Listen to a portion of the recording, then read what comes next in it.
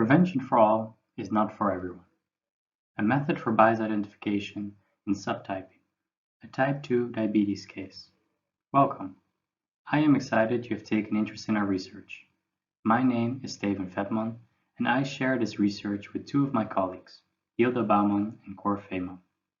After this brief video, you will have gained new insights how you can take on the opportunity of using machine learning on health data while limiting the threat of bias. Let me guide you through it. With more and more health data becoming available, machine learning has the opportunity to aid in prevention. Let's take the use case of type 2 diabetes, a preventable disease. It is known that the patient's lifestyle has a significant role in the development and also prevention of the disease.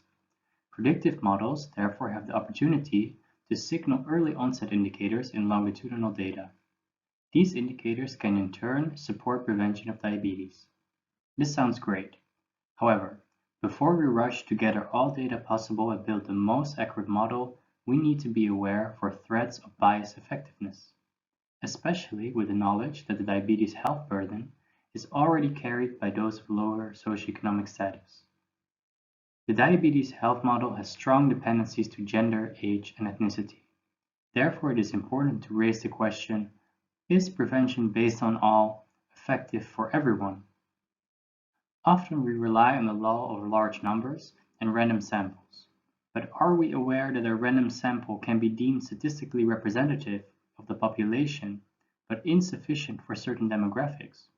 That is everyone sufficiently represented in the data? The first question relates to the challenge of inherent heterogeneity for bias effectiveness in health research. Given that the health system is different per subgroup, ignoring this variety may lead to prevention techniques to be rejected, while it was very effective for one group, but just not effective for all the groups, and thus not effective on average. The second question I raised concerned underrepresentation. Here the intuition is simpler. Insights based on research are not based nor evaluated on underrepresented minorities, while advice is practiced to these groups as if they were.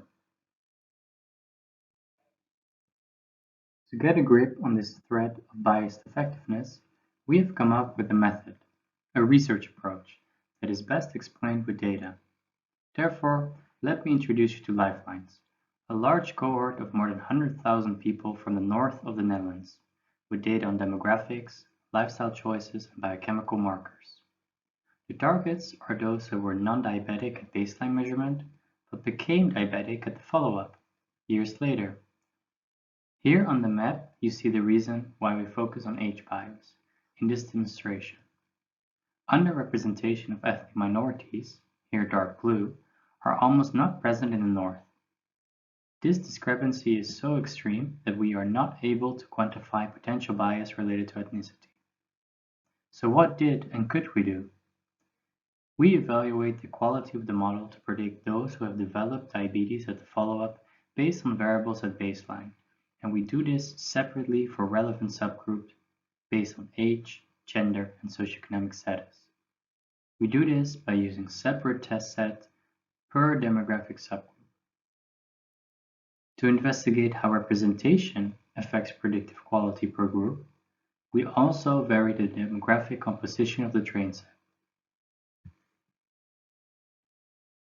Here on this poster, we show the result for age bias. The y-axis shows the chosen evaluation metric, and on the x-axis, the train set composition changes from young to old. Related to heterogeneity, the vertical gap in the left picture shows that predictions for the young are twice as precise than for the old, regardless of the composition of the training set. The slope in the right figure shows that representation in the training set affects predictions for the young, indicating that data for the young might be necessary to find additional use-specific indicators.